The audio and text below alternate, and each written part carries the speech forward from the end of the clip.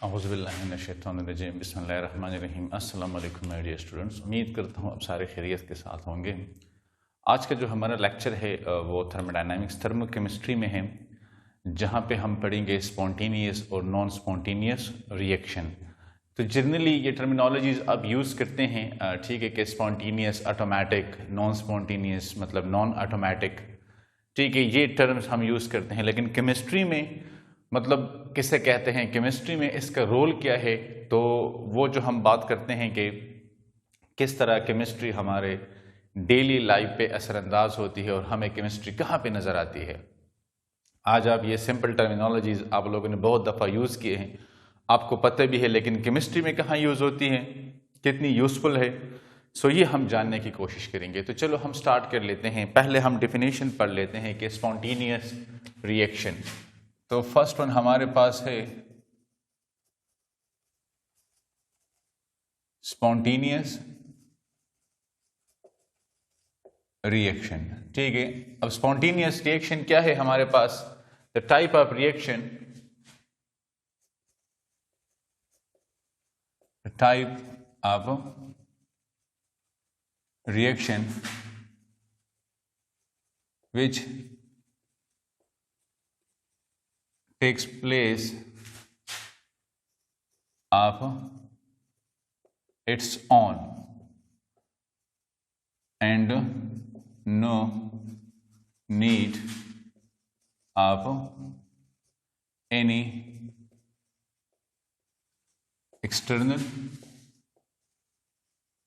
Source, जिसको किसी भी एक्सटर्नल सोर्स की जरूरत नहीं पड़ती और वो ऑटोमेटिकली मतलब यह है कि कैरी ऑन करता है, इसको हम कहते हैं स्पॉन्टेनियस रिएक्शन, ठीक है। और ये रिएक्शन क्या करता है? सच रिएक्शंस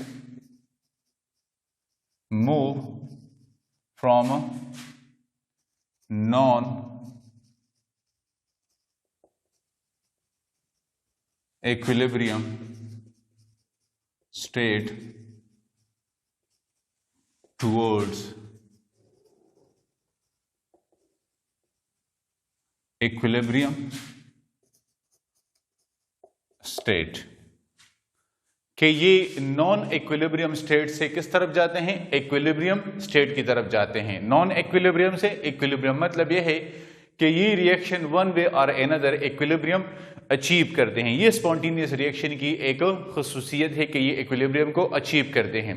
तो एक्सप्लेनेशन में हम इसके कुछ पॉइंट्स पे डिस्कशन कर लेते हैं। तो एक्सप्लेनेशन में किस तरह के रिएक्शंस ये होते हैं? Such reactions are unidirectional, such reactions are uni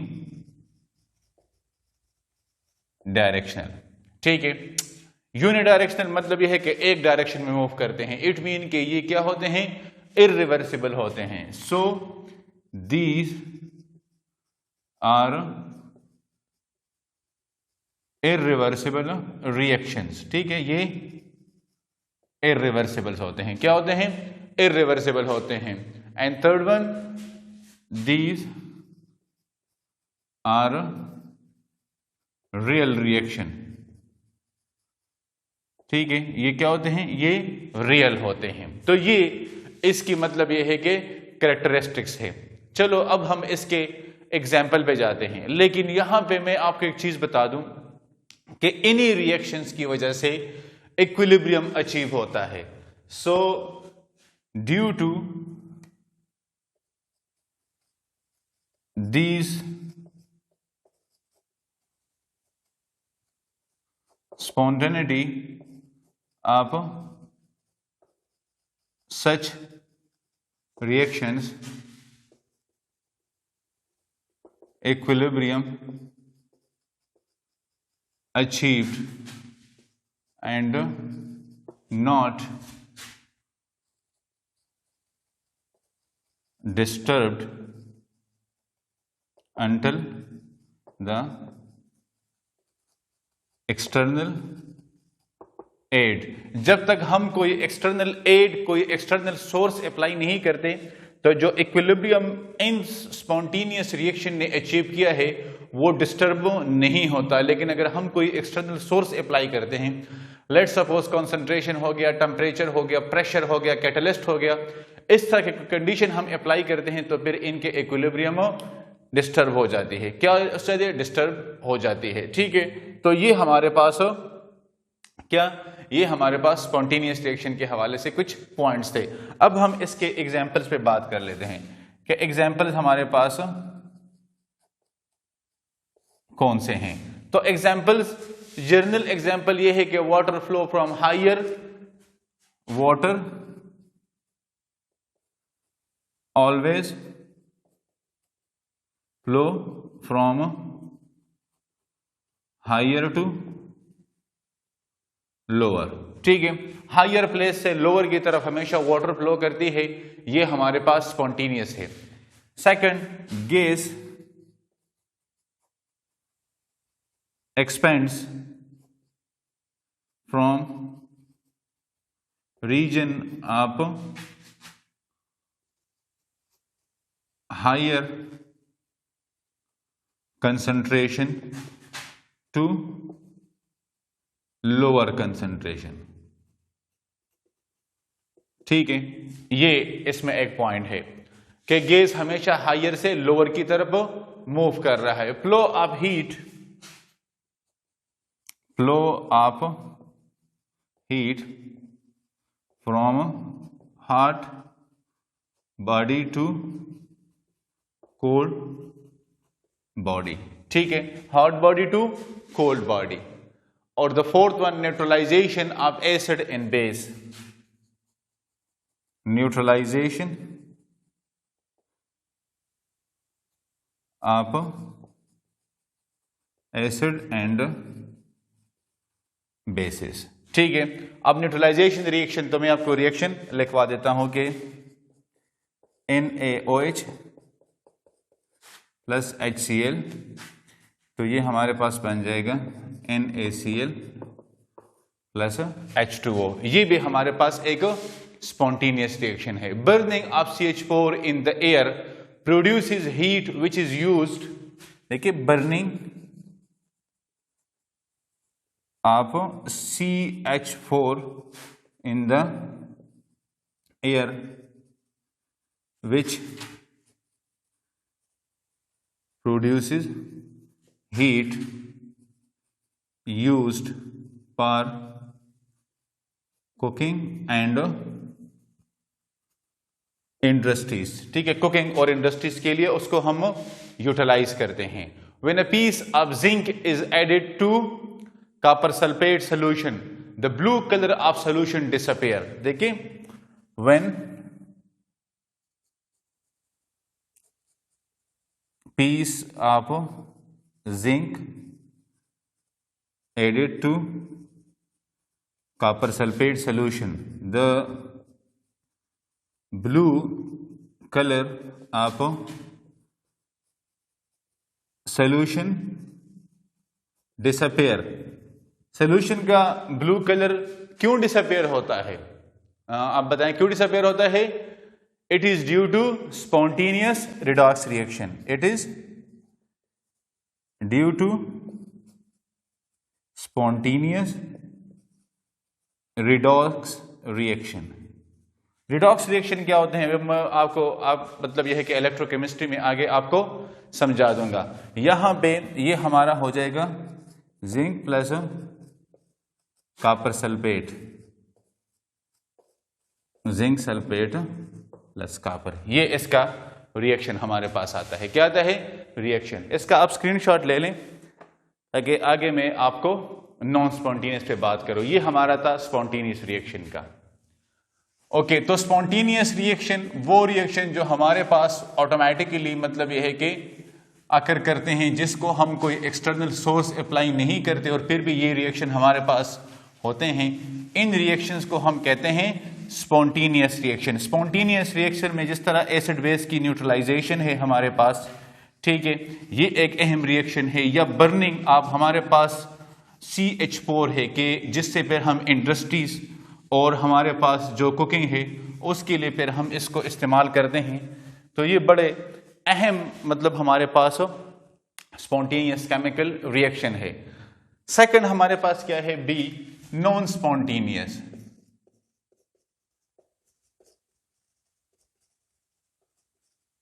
non spontaneous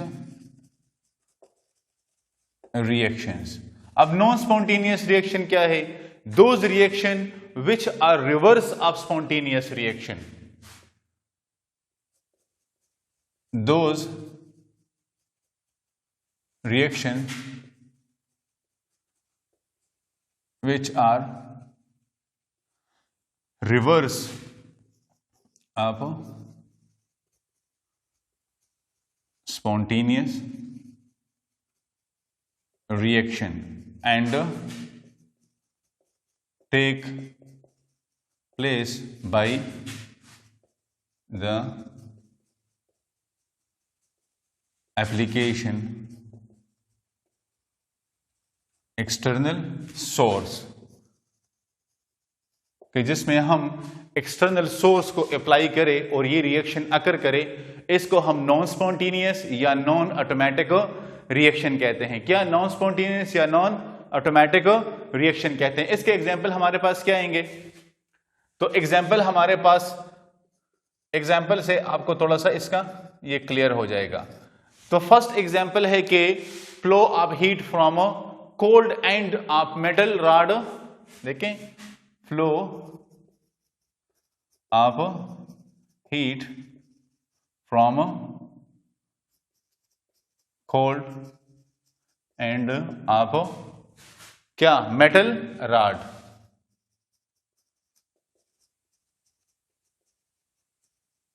towards hot end. ठीक है, तो कोल्ड से हॉट की तरफ। वैसे नॉर्मली हॉट से कोल्ड की तरफ जाता है, लेकिन यहां पे कोल्ड से हॉट की तरफ। या flow of electric current from lower potential to higher potential. Flow of electric current from lower potential towards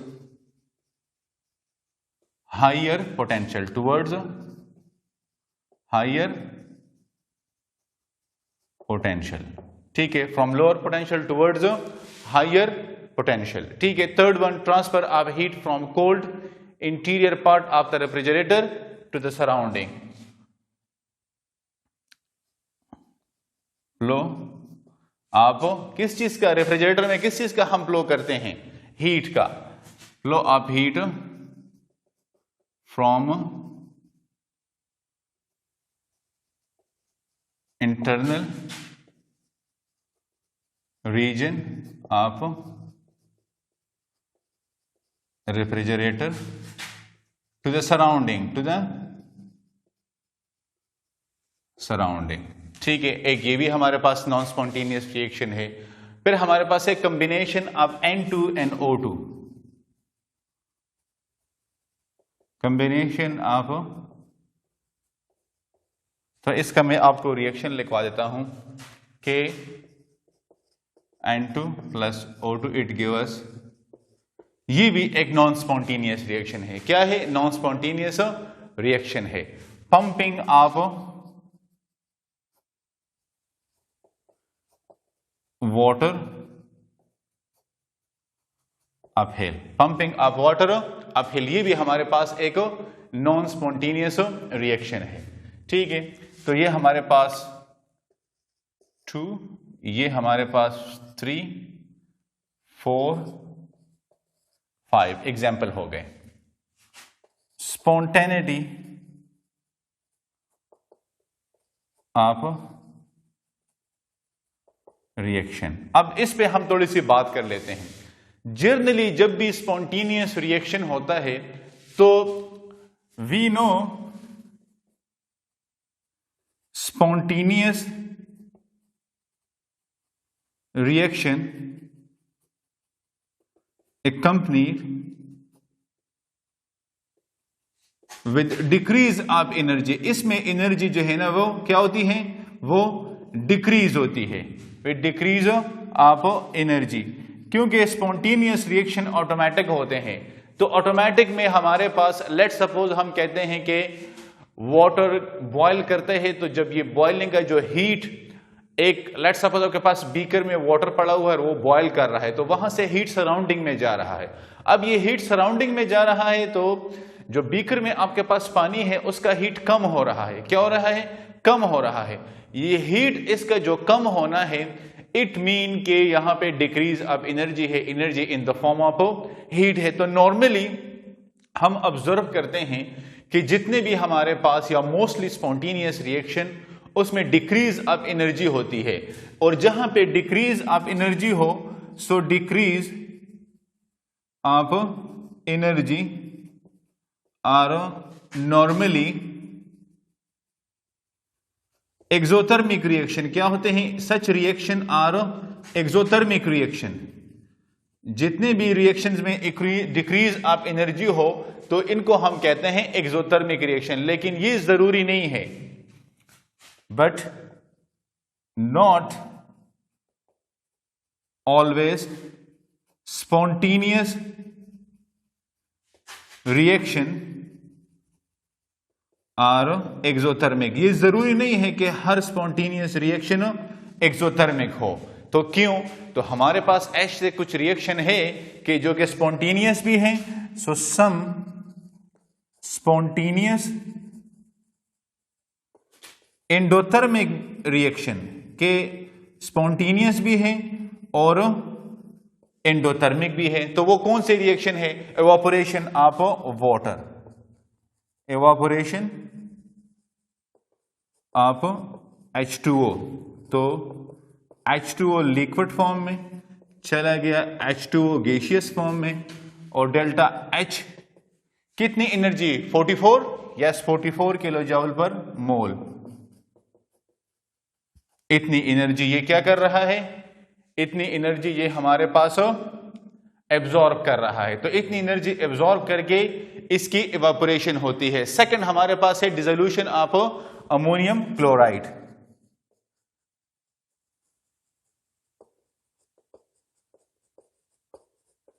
in water, water में अमोनियम क्लोराइड की जो डिसोल्यूशन होती है वो भी हमारे पास एंडोथर्मिक रिएक्शन है।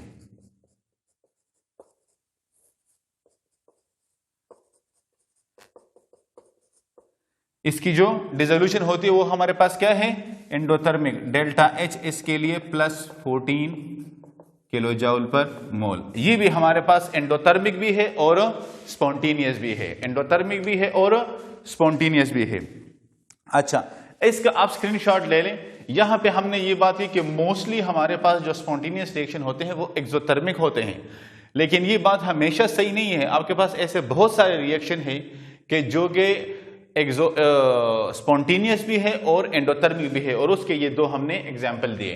अच्छा, यहां पे मैं आपको इसका अभी कंक्लूजन बता देता हूं कि कैसे हम मतलब देख सकते हैं, कहां से हम ये अंदाजा लगा सकते हैं कि रिएक्शन हमारे पास स्पॉन्टेनियस है या नहीं है। ठीक है, इसको हम यहां पे एक नजर देख लेते हैं। सो कंक्लूजन इसका क्या होगा इस डिबेट का? कंक्लूजन इसका यह होगा कि so energy change alone can not help us to decide. Energy change alone, so energy change alone can not help us to decide whether a reaction is a spontaneous or not, or spontaneity of the reaction. Decide spontaneity of the reaction। मतलब यह है कि अगर कहीं पे heat decrease हो रहा है या एनर्जी डिक्रीज हो रही है तो हम ये बात नहीं कर सकते कि ये स्पॉन्टेनियस रिएक्शन है। We should study free energy for this purpose. If we want to decide spontaneity of the reaction, we should study free energy or entropy of the system. Entropy of the system. So decrease in energy alone इसको decide नहीं कर सकता, उसके लिए हमें free energy की study करनी पड़ेगी और उस बेस पे फिर हम इसका डिसीजन लेंगे कि ये स्पॉन्टेनियस है कि नहीं है। तो guys, it was all about the spontaneous and non spontaneous reaction. और केमिस्ट्री में इसकी एप्लीकेशन क्या है, हमने वन बाय वन इन सारों को डिस्कस किया। होपफुली आपको समझ आ गई होगी। फिर भी अगर कहीं पे कोई मसला है तो लेट मी नो, इंशाल्लाह I will give you the most suitable answer. Next lecture तक के लिए अल्लाह हाफिज।